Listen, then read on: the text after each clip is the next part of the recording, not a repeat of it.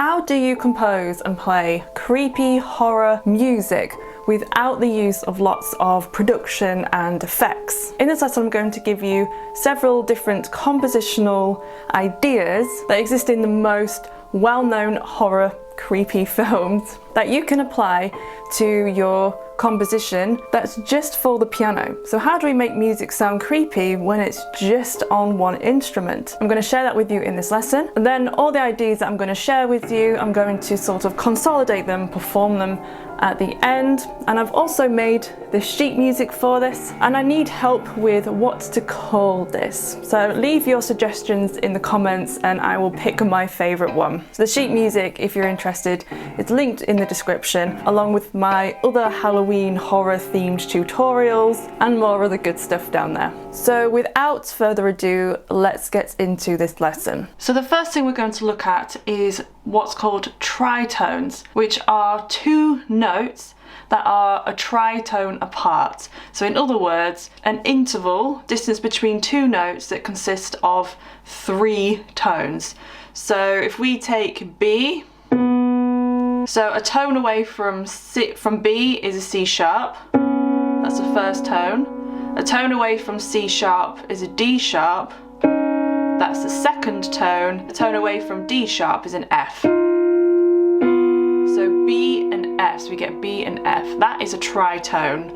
Or you can think of it like 1, 2, 3, 4, 5, 6, 7 keys, including the first and the seventh. This is also known as the devil's interval. So it sounds really dissonant, it's really unsettling, it's ambiguous, it's used a lot because it will help convey things in such as TV and film, like fear. So we're going to be including a lot of tritones, and as a suggestion of how to play that in like a composition, you could go down what I call chromatic tritone, descending chromatic tritones. So if I take B and F again, I'm going to play it up here with each of my hands, and I'm going to go down a semitone and just play a series of tritones, but going down chromatically, which means going down one half step or one semitone at a time.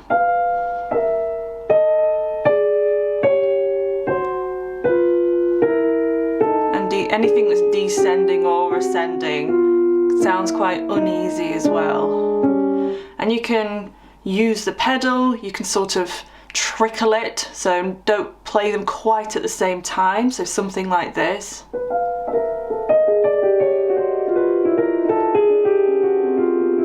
That can sound quite uneasy and effective. So the next one we've already kind of been over, which is chromaticism. I've done a whole separate video on this as well, of how to play chromatic scales and give you some examples of how it's used in different styles of music. So chromatic, going up by one semitone at a time, or down by one semitone at a time. The Jaws themes, if we turn to existing horror, thriller, creepy scores in film and TV, the Jaws theme, I can't remember actually which two notes it is, but it's two very low notes that go up by a semitone. You can use the pedal and mush them together so it sounds really like dirty and ominous. So that is chromaticism, so we need a lot of chromatic notes in there. The next thing is what I just played there again, the use of very low notes. So I know it's a bit out of shot. I have a full length piano here, so that's the lowest octaves on my piano. So A.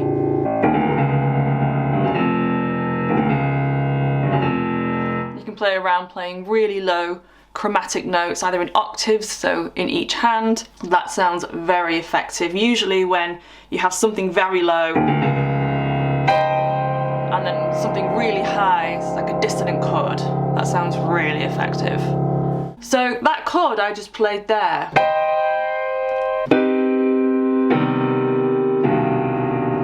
so this one, if we just take it on C, it's a minor chord, it's a type of seventh chord, so it's a minor chord minor triad, so in this case C minor, which is C, E flat and G, and then we're going to add the 7th note, but from the major scale. So this chord is called a minor major 7. So a minor 7 is this, very nice, very jazzy. We're going to turn that there, so it's like you're playing almost the octaves, a semitone shorter than an octave. They sound great. So this chord is famously used in Bernard Herrmann's score of Psycho. So that would be a really effective one to use. You could use it going up the octaves, using other diminished chords, so a diminished 7th chord.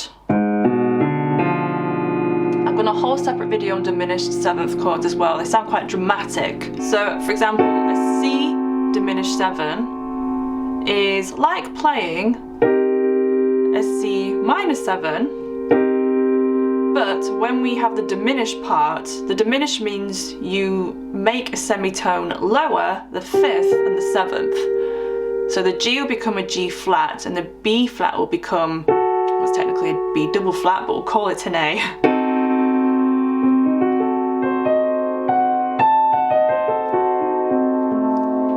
And the cool thing about diminished 7th chords is that all the notes are a minor 3rd apart. So a C, an E flat is a minor 3rd apart from C. So that just means there's 4 keys within that interval.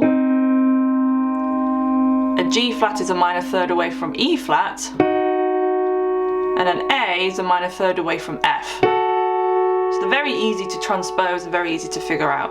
So diminished 7th chords, another really good one to use for creepy horror sounding piano music. These other things are less concrete and more about sort of expression. So some of them might be quite obvious. So using very contrasting dynamics. So in playing something really soft, like the trickling tritone idea I suggested earlier, like very softly, and then something very loud, make the listener jump, and it needs to be unpredictable. The key word here is the aim to make the audience feel uneasy. Things aren't predictable, so complete change in loud and softness. Strong use of the sustain pedal as well. Another one is irregular timing, so constant change in time signature, or a lot more like freedom with time. Again, nothing that has a very steady beat because that's too predictable. As well as changing up the dynamics, so the loud and the soft, we need to change up the timing, the tempo as well. I'll demonstrate this in my accumulative composition at the end. One other thing as well, which I'm going to take from Hans Zimmer's score of The Ring. So it's making what sounds really creepy is like music box, a very twinkly music box music.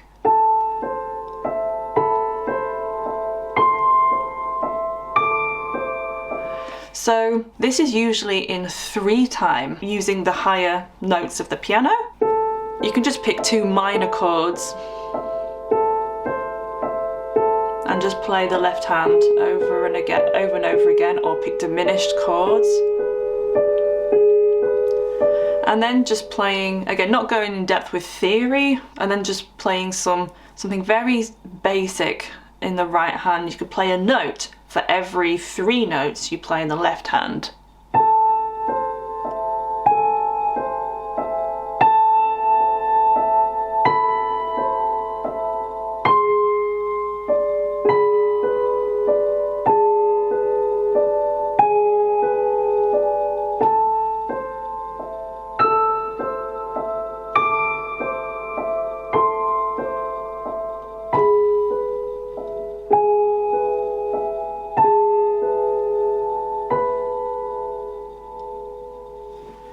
And then something really loud.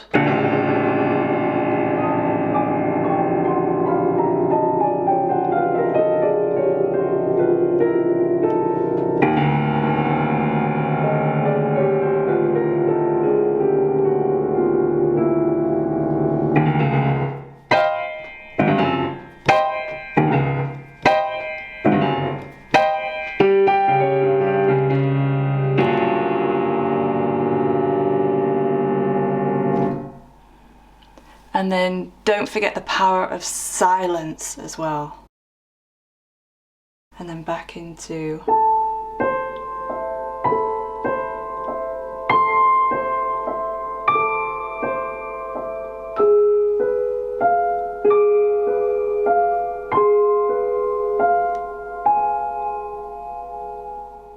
So now I'm going to play all of this, pretty much what I just did there, but without talking, demonstrating majority of what I've just been over there. Apologies for some of the notes that are slightly out of shot. I'm just trialing out a new tripod situation.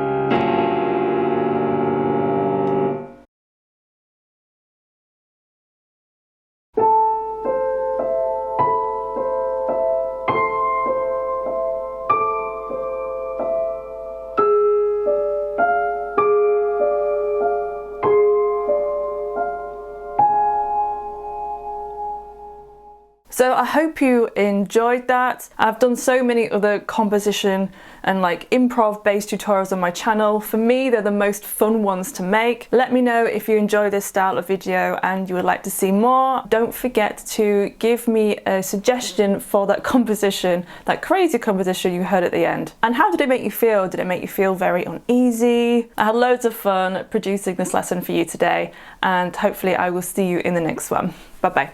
That's the end of this video. If you have a request, please leave them in the comment section of this video. Also remember to like and subscribe. I've left some videos here you might like, so go and check those out. I also have a course, so if you would like to learn how to read music from scratch, go visit Bitesize Piano Course.co.uk. You can enroll and start learning. I'll see you in the next video.